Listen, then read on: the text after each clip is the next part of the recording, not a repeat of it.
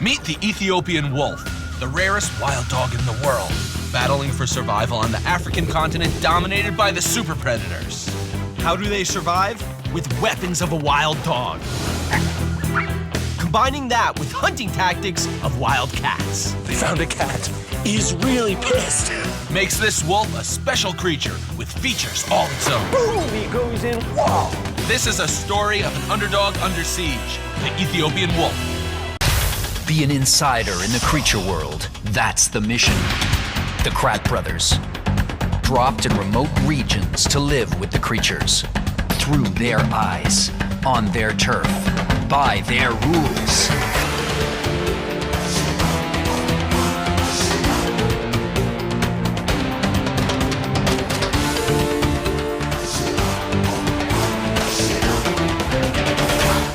Be the creature.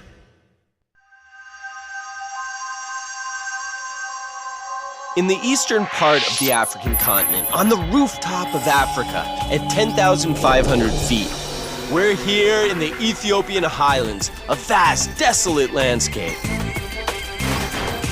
It's a remote corner of the world, high above the tree line, and the last refuge of the Ethiopian wolf. This wolf is a true underdog in the struggle for survival.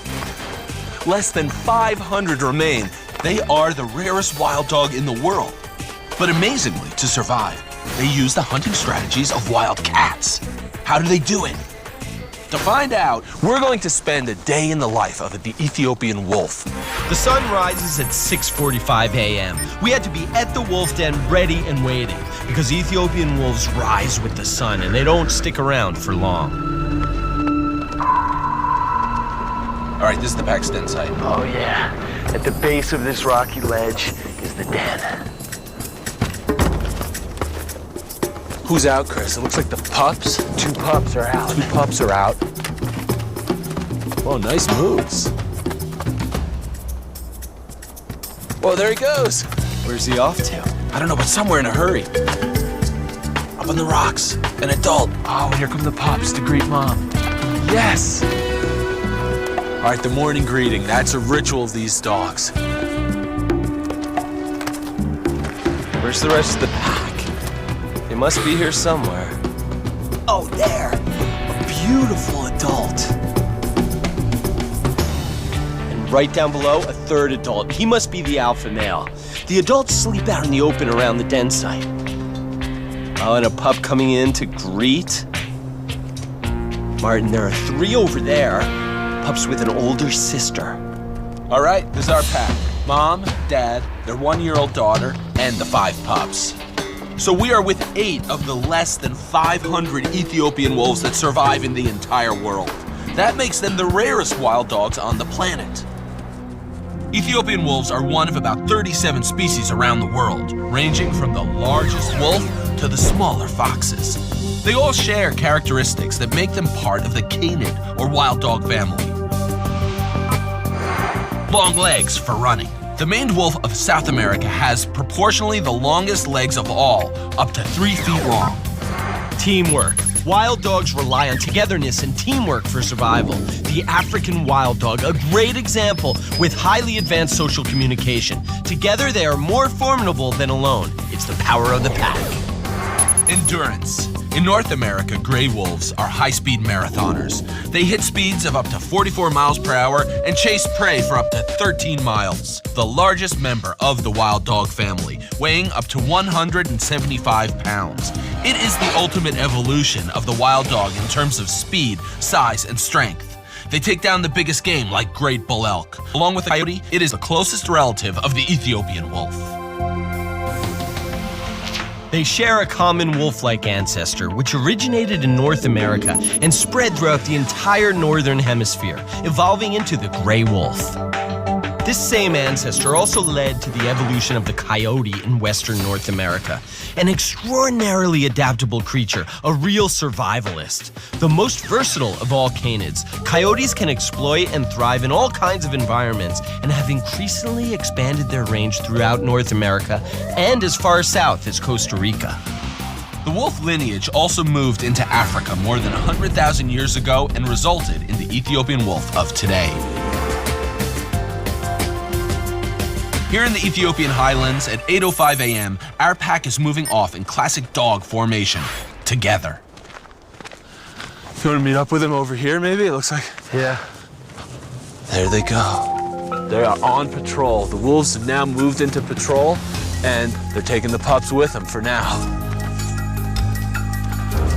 All right, so the early morning patrol, it takes up the first hour of the day.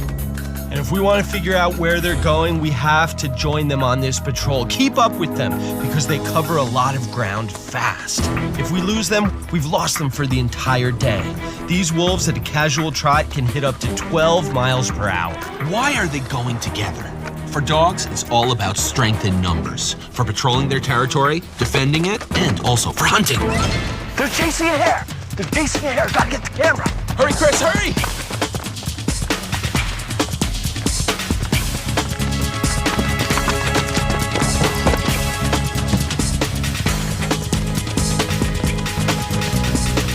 Here comes the hare, and the wolf right behind. These hares are hard to catch. They get them sometimes, but the wolves can't rely on hares for food. These wolves can chase a hare for kilometers, and that's the trick. They just gotta keep up the dogged pursuit. But even then, they're only successful about 25% of the time. And this hare is running like a deer, big long strides.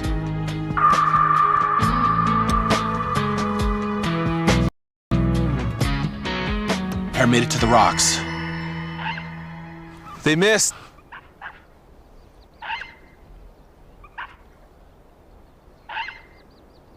This wolf in the lead lost the hare in the rocks. He got ahead of the pack. What he needed was a teammate who could have spotted the hare when it cut into the rocks. The success of many hunting wild dogs depends on working together. The Arctic wolf shows us how it's done. Wolves run in packs, working together to chase down and take down musk oxen.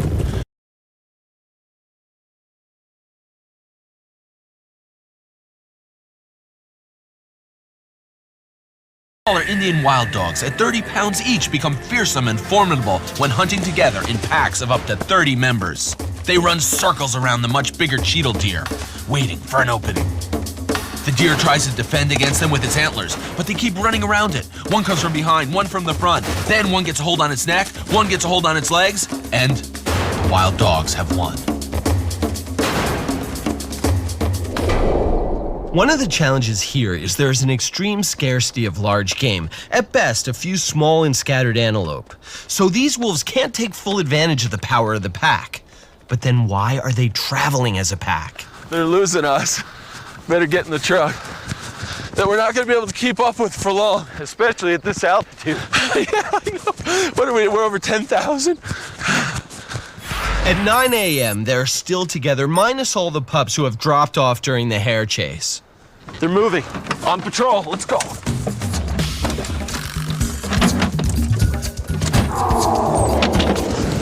All right. Yeah, they're taking off. Ah, man. This truck is such a piece of junk. Back around that way. Right back there. We're moving off as a pack, patrolling our territory. We do this every morning, and we do a line of our territory every day.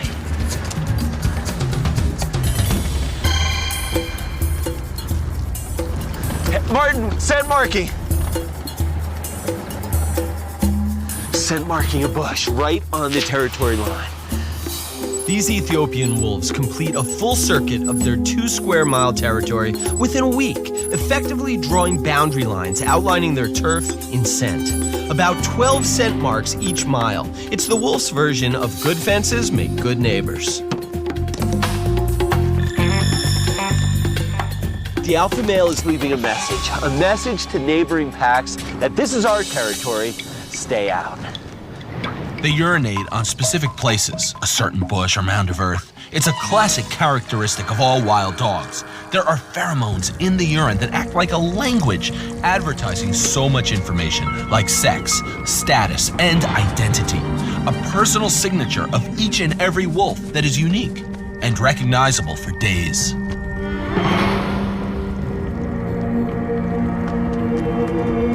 I think we're on a strip of no man's land between two packs.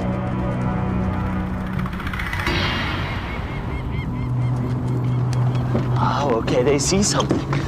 They see something off in the distance. They're right at the border of their territory now. Martin, do you see what they're looking at? No, I can't see anything, but these dogs have such good eyesight. Wolves can spot a moving animal from 3/4 of a mile away. Oh, it's another pack. Way off in the distance. Oh, what is gonna happen here? One pack of Ethiopian wolves is staring down a rival pack on the border of their territories. The parents toe the line, and the older sister is ready to rumble.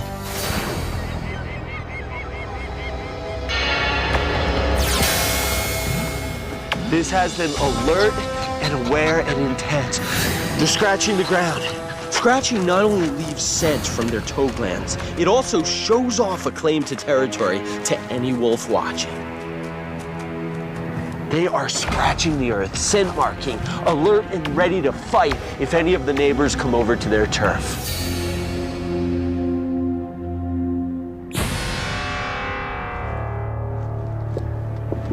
It's a standoff.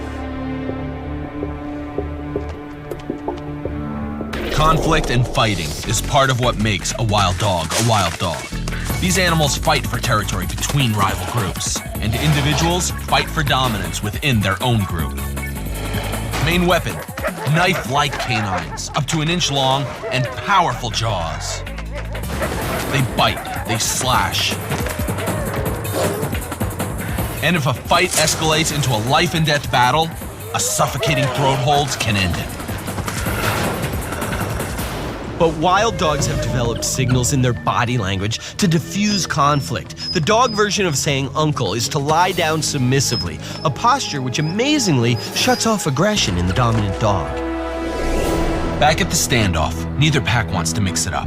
3 on 3, they're evenly matched. There's no desire to fight. Up, that's it. Everybody's sticking to their own territory. Our guys are off. We're back on patrol.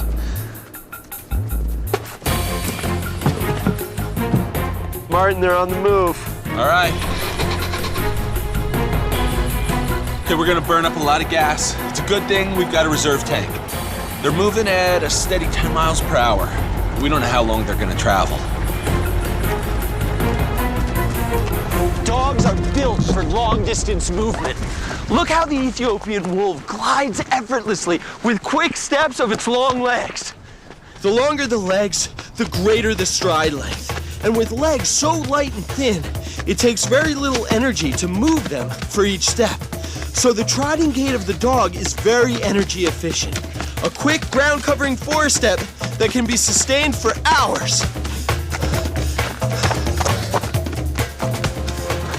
Dogs can trot tirelessly without a break for miles. And can hold a full gallop at up to 40 miles per hour for 13 miles. There's no better example of a dog as a runner than African wild dogs on the hunt. These wild dogs run through the bush together. They're moving at a good speed, looking to flush out some prey. When they do find an impala, they're already on the move and just have to kick it up into a higher gear. They can get running in a maximum chase speed of 41 miles per hour. An impala just can't outrun the wild dog over a long distance. And impala can't lose them either, because whether the impala turns right or left, there's usually another wild dog, another member of the pack running there to intercept her and take her down.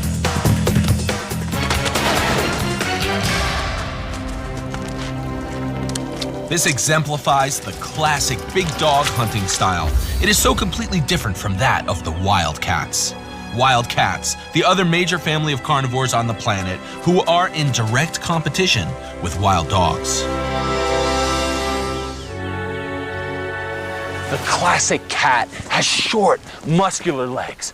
Designed for stealth and explosive power, like the caracal, who stalks low, muscles coiled, ready to spring.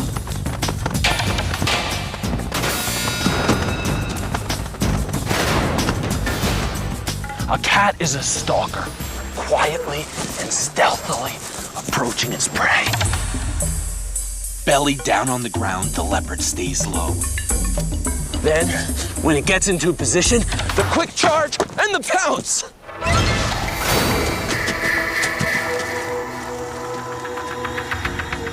The classic wildcat hunts alone, solitary, stealthy, and explosive, while the classic big dog hunting style is long-distance running and pack cooperation. 9:32 a.m. We were surprised to see the wolves abandon their classic pack hunting formation. The pack splitting up. The patrol is over. They work together to protect their territory, but these wolves go it alone on the hunt. Hunting alone. This is more of a classic approach of a solitary big cat than a big dog. Look at him, belly to the ground stalking, stealthily cat-like. What's going on?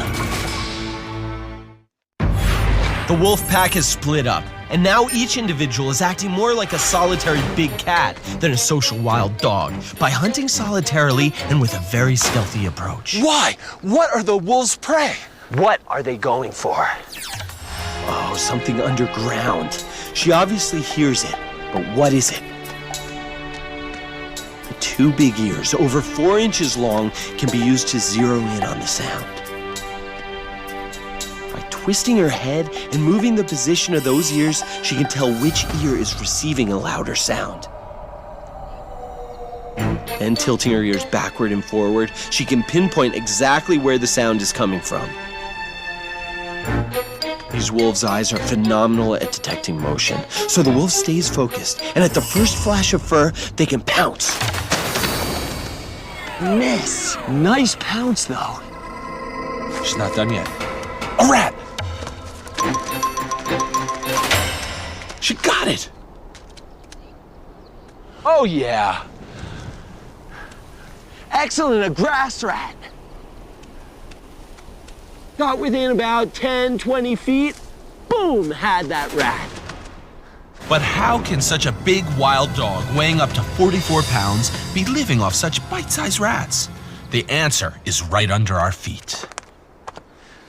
You can't go 10 feet without seeing a hole in every direction. Rats, rats, and more rats. Rats are popping up out of the ground everywhere. The Ethiopian wolves have discovered a bonanza, a veritable cornucopia of rodent flesh. There are about 40,000 rats. beneath our feet for every square mile. That is 7.5 tons of food. So the wolves have been able to tap into this abundant food supply. And you think of mousing and ratting as typically a cat specialty. Can it be that the Ethiopian wolf is beating the cats at their own game? Why isn't the cat family a major force out here? There are just a few 25-pound servals and some African wildcats who are the same size as a house cat. Why aren't they more successful? What is giving the wolves the edge? Digging!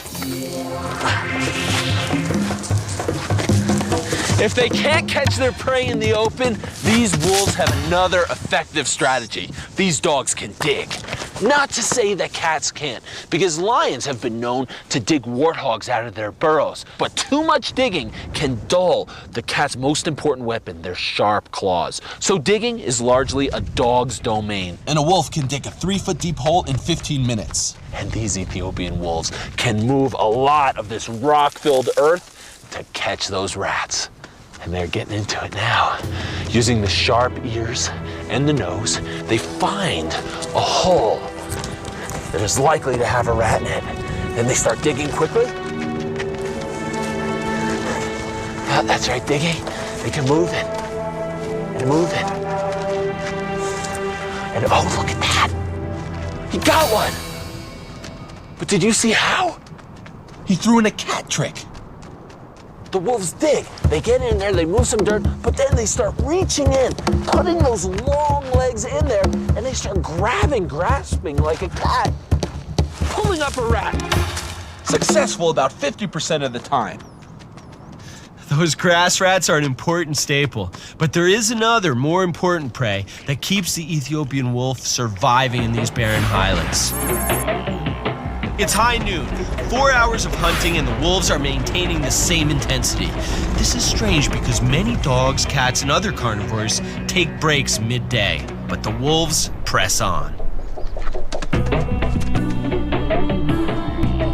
One of the wolves is making his way down to the river. Ethiopian wolves have a good supply of water in their habitat.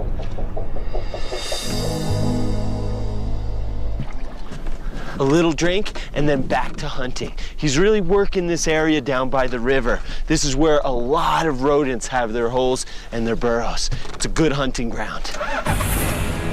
We would soon learn that a very strange creature and an important prey item also calls this area home and only comes out in the heat of day. And then we saw it. Oh man, I don't believe it.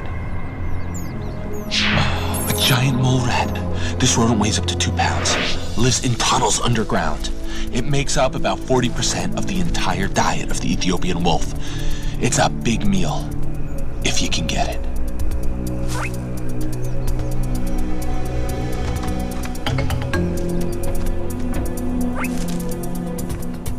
Grass rats were challenging, but giant mole rats are in a different league. A giant mole rat is so careful, she pops out of her tunnel and eats the grass only in a ring around the hole.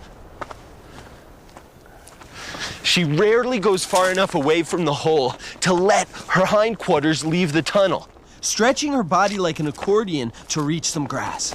Then, when the grass is cleared out, she goes underground, digs another tunnel, and pops up in a fresh spot. On top of that, the giant mole rat's underground network is expansive. Only 6 inches deep, but 100 feet of tunnel. On the surface, there are multiple entrances that they plug up from the inside after they finish eating. So how hard is it to get close to one of these giant mole rats? First thing you have to do is spot one. Then get as close as you can without the giant mole rats spotting you. Stay low, because if your cover is blown, they go right down the hole. And then you've lost a great chance because a giant mole rat only comes up to the surface for 1 hour every day, and then for only 20-minute intervals. Plus, if they go down, who knows which of the other holes they'll pop out of. You could end up sitting, waiting for hours and hours, and could be staking out the completely wrong burrow entrance.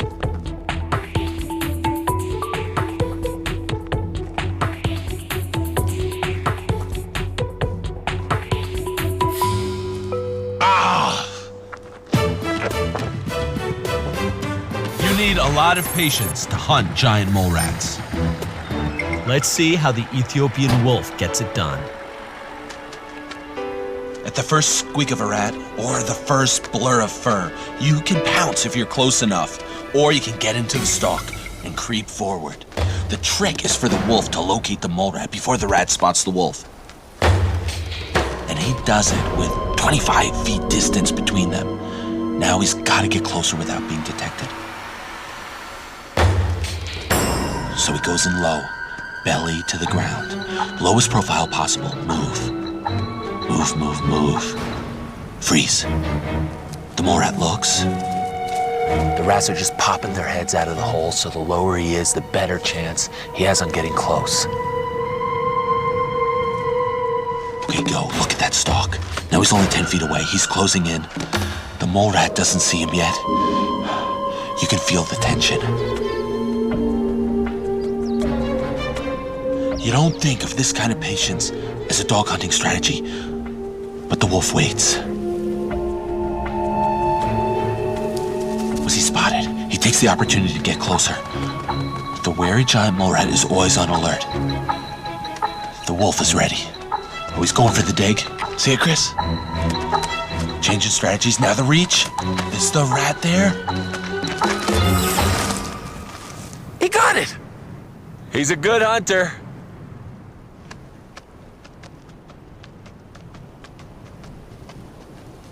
Oh, it's still alive. But 2 crunches with its powerful jaws, and it's over. Those jaws are specially designed for catching and killing rodents. That elongated snout, the longest of any wild dog in the world, is reinforced for jabbing deep into the burrows. And the teeth are spread apart to get a good grip on small prey and deliver a rodent-killing bite. Where's he going? I can't believe it. He just killed it and left it. Why would an Ethiopian wolf leave a great piece of meat like this?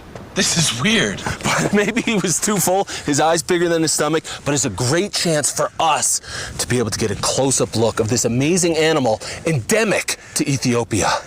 Look at those teeth. That's what the mole rat uses to dig its tunnels. 100-foot tunnels, all done with the teeth. The paws, which are usually used by most digging animals, have just tiny, tiny claws. It's all in those teeth that never stop growing. They can't stop growing because they are constantly being worn down by the rocks in this soil. The wolves have so many rodents out here, they're confident that they can just get another one. Well, there is 7.5 tons of rodent flesh per square mile, so. What, like 60,000 hamburgers? All right, where to now? Oh, wait, Martin. He sees something. There's something over there. He's going. He's heading to the rocks.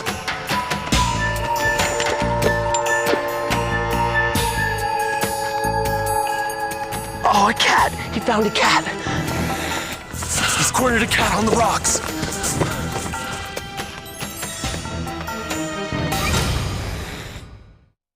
Very few carnivores can survive in this barren wasteland. There's limited prey choice, mainly one species of hare and lots of rats. So if you're one of the few predators who make it out here, you don't share. Our wolves stumbled upon an African wildcat. He's cornered a cat on the rocks. Oh, are you getting it, Chris? Yep. The African wildcat. He's really pissed and scared. Puffed up and hissing at only 10 pounds, it knows the wolf is bigger. Oh, just swiped at him. Size is a big advantage for the Ethiopian wolf in this habitat. At 34 pounds, it is the biggest carnivore out here that can make it on a full-time diet of rats. Its closest competitor size-wise, the serval at 25 pounds. Clearly smaller than the wolf and easily intimidated by them. Where'd he go? Slipped into the rock somewhere, Chris. The cat had a good defensive position and got away this time. So here, the dogs are on top. These Ethiopian wolves, they keep the cats on the run. To understand how the Ethiopian wolf became the top dog here, we have to go back to where they came from. The ancestral Ethiopian wolf originated in Europe, a close relative of the gray wolf. The wolves were able to use an ancient land bridge to cross the Red Sea into the Ethiopian highlands, which tower above the African savanna. The savanna is one of the most productive places on the planet in terms of supporting huge populations of grazing animals. Some places total more than 85 tons of prey per square mile. There's so much food around, but still the Ethiopian wolf could never have competed here because this is a mecca for so many bigger carnivores, like lions, powerful team players with the ability to kill any competitor.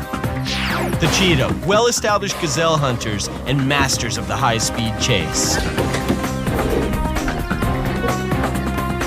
It's coming in the car. Might go right through it. Hyenas. They do double duty as hunter-scavengers. Key feature, a crushing bite force unrivaled by any other predator out here.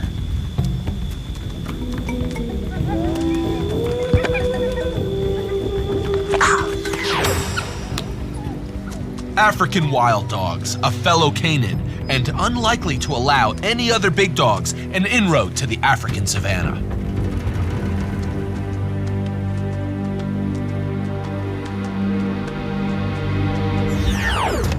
Leopards, pound for pound, the most powerful big cat here, and a renowned dog killer. All of these super predators have clawed out their own place and will fight to keep it.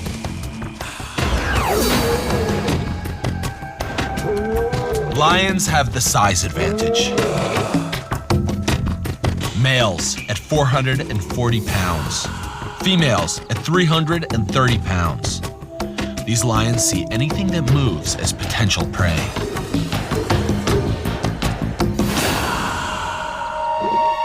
Plus, they have stolen a page from the wild dog's playbook of teamwork.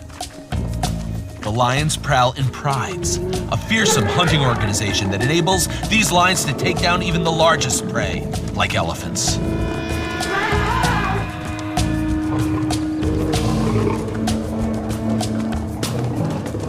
Oh my gosh. The lion pride's power is overwhelming. Oh man, he's fighting. An individual's strength is impressive. A single male lion can drag a 400-pound zebra. Put together the lion's weight, claws, jaws, and power, there's no way Ethiopian wolves could go head-to-head with these beasts. And the wolves would have been no match for another big cat on the savannah, cheetahs. Sharp-sighted open land hunters who have small fleet-footed gazelles in their sights. Hitting a top speed of 70 miles per hour, cheetahs can easily outsprint the Ethiopian wolf. The cheetah is an animal that is so successful at pursuing and taking down fast, mid-sized prey. They've got that niche all locked up.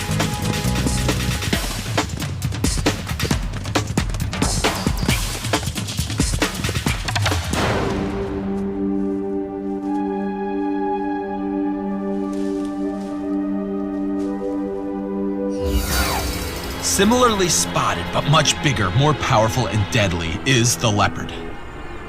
The leopard would have likely hunted the Ethiopian wolf's ancestors as a competitor for the same food resources, much like it hunts the African wild dog today, taking out its rival at any opportunity.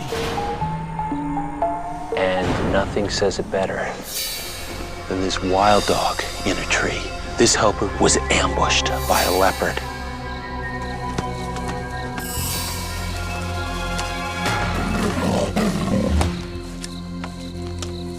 Dragged up that tree, and this poor wild dog still hangs here right around the den. I've never seen a more macabre example of how a leopard is a serious enemy of the wild dog. African wild dogs have what it takes to fight back. At 57 pounds, they are larger than the Ethiopian wolf and will take the fight back to their rivals like the much more powerful hyenas. Their secret to success seems to lie in their quickness and teamwork here. The wild dogs have made it, but there's probably only room for one big dog out here, and the African wild dog is it.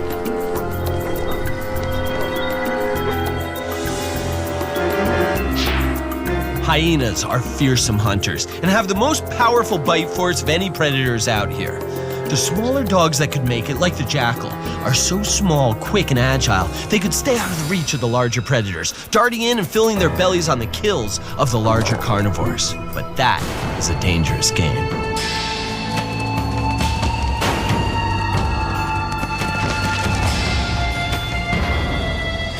Lions, leopards, cheetah, wild dogs, hyena, these are the super predators of the African savanna. There was no room for the large-bodied Ethiopian wolf. But it did find its own place in Africa. A niche, a place that it was probably even pre-adapted to, a place where the super predators could not make it.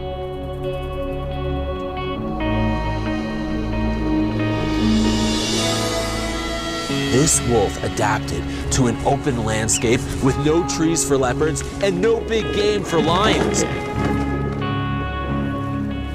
Just look at this place. The big dogs and cats of the African savanna would have nothing to eat out here. So why are the Ethiopian wolves the top carnivore out here and the cats can't compete? Our theory is that the wolves are more efficient at catching the rats.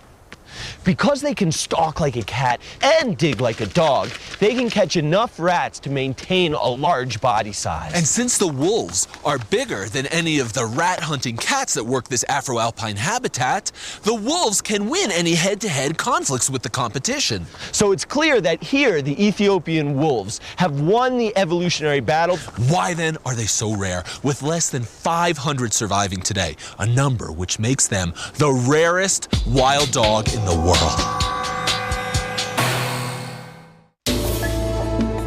The Ethiopian wolf out-adapted other carnivores to dominate this Afro-alpine habitat.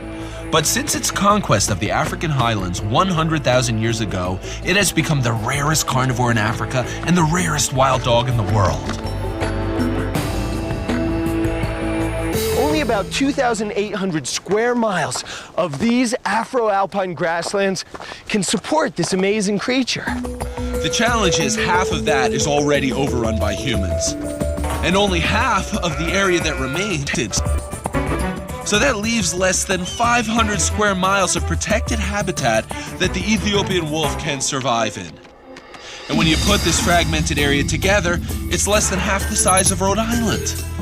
The Ethiopian wolves are so good at exploiting this habitat wherever it remains. Their hunting strategy is perfect for unlocking the food hidden beneath the barren earth. Chris, he's hunting right in front of you. Okay, there he goes, in the crouch. In the crouch, look at that stalk. Smooth and low.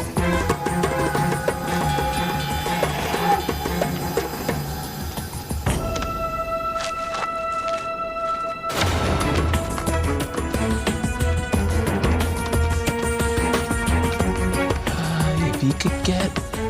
No. What's he doing now? Oh, he's not finished yet, though. He's not giving up.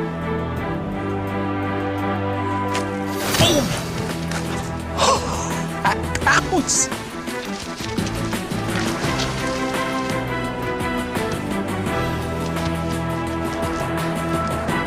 He got it.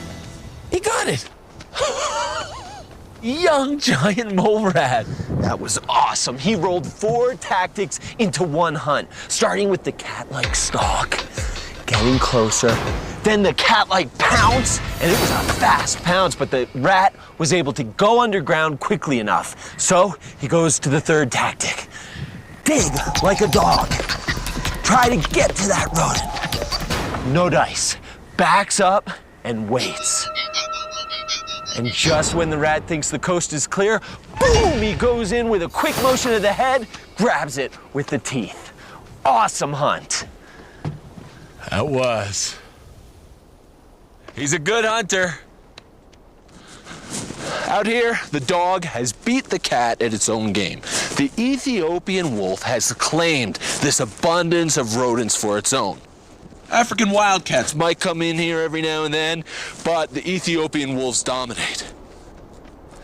But isn't there anybody challenging the Ethiopian wolf for this amazing abundance of food?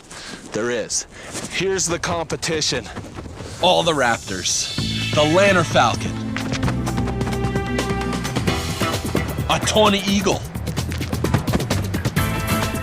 an auger buzzard. These high flyers are perfectly designed as predators in this wide open landscape. That is a fantastic bird. And these raptors, they can spot a rat on the surface from miles away, then drop down with blinding speed and grab that unsuspecting rat with their talons. They are here for the very same prey as the Ethiopian wolf. They can also be a threat to the very young pups. The adult wolves know this, and when they have hunted successfully, they hurry back home. So now Dad has a full belly and maybe something for the pups. It's been over 7 hours since we first set out, and Dad, the alpha male, is returning to the den from the far edge of the territory. He's making a beeline 2 miles directly back home.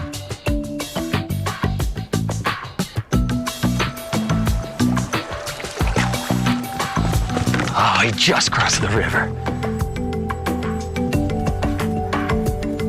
He's heading up the other side, right amongst the rocks.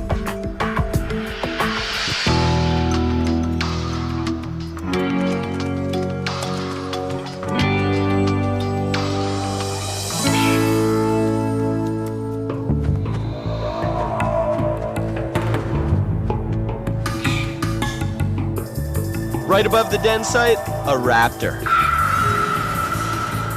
Young pups can be taken by the raptors. They're a threat. But now, at 3 or 4 months, These pups have pretty much outgrown any fear of being preyed upon by the raptors, except maybe the large eagles. The alpha male is the first one back, but his mate and the daughter should be showing up soon. So throughout the day, they return to where they left them and feed them. She's back at the den. mother's heading to them now.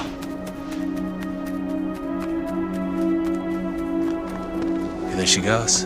Oh, and here comes.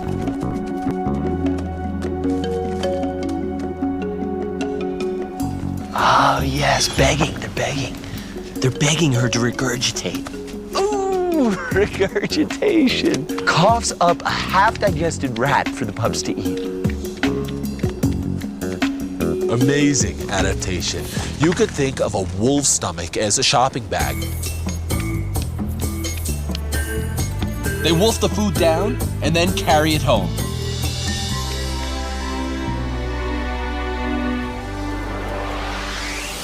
They bring food back to their families. It's a great strategy that dogs have for raising pups. What are you gonna do, coughing for rats? Today, they succeeded. The wolves brought back enough food for the pups. But they have to be successful every day if they're ever going to bounce back from the tragedy that befell them last year. This is a remnant of what the pack was 2 years ago. When there were 8 adults and sub-adults. But rabies swept through, killing all but 3, our alpha male and female and one of their daughters. So now with this new litter of pups, They are in a process of rebuilding. and they can't handle another disaster. They can't make any mistakes. They have to make sure that this litter of pups survives.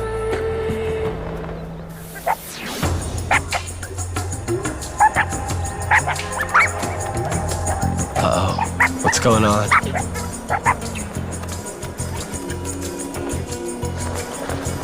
Martin, a dog's coming in. And it's not a wild one. It's a mangy village dog. 2 more.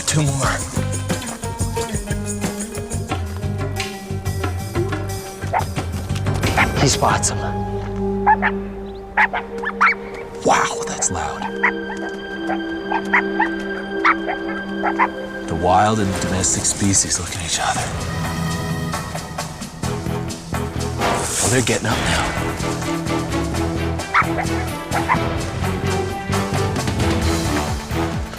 Oh, the parents are chasing those 2 off, seeing them out of the territory. Yeah, they're just pushing them, huh?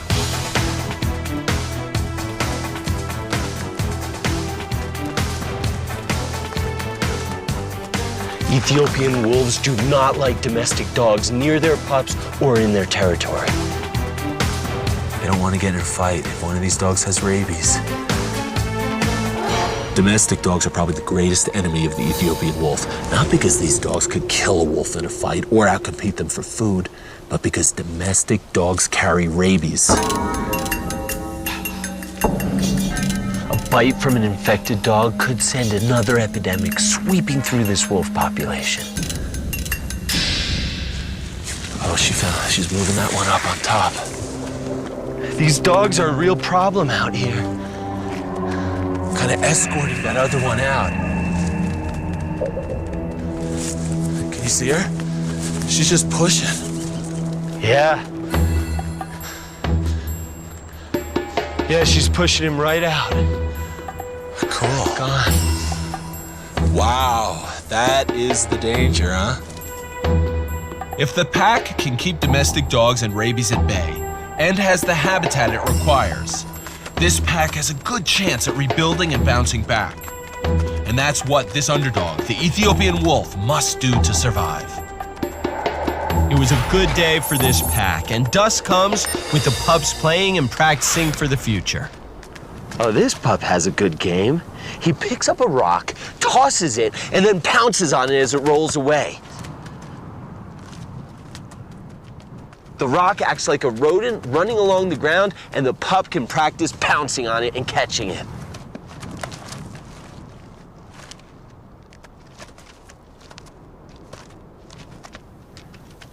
Fascinating. It is amazing how the games creatures play actually prepare them for real life.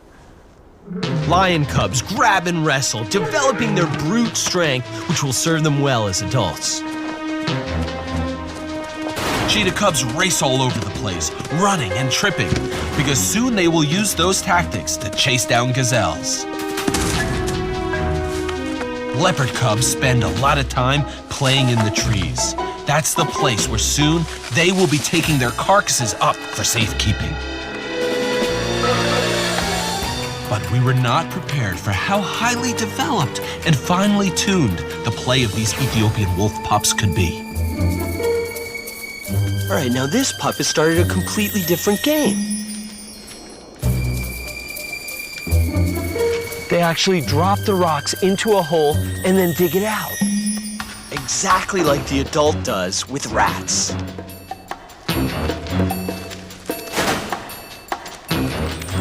It's play that's specifically in line with the hunting style of the Ethiopian wolves. Species survive because they each have a skill that gives them the edge.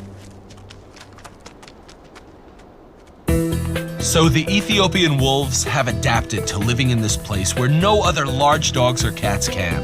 It's perfect habitat, and they are ideally designed to exploit it. These wolves have evolved as the perfect predator of the Ethiopian highlands. But what will become of the Ethiopian wolf? It's ironic that this underdog, who has found a way to survive on a continent dominated by big cats and wild dogs, could so easily be wiped out by its own domesticated relative and humans. But for now, the pack is strong and on the rebound. And we hope they'll keep on being the top dog in this special place on the top of Africa for a long time to come.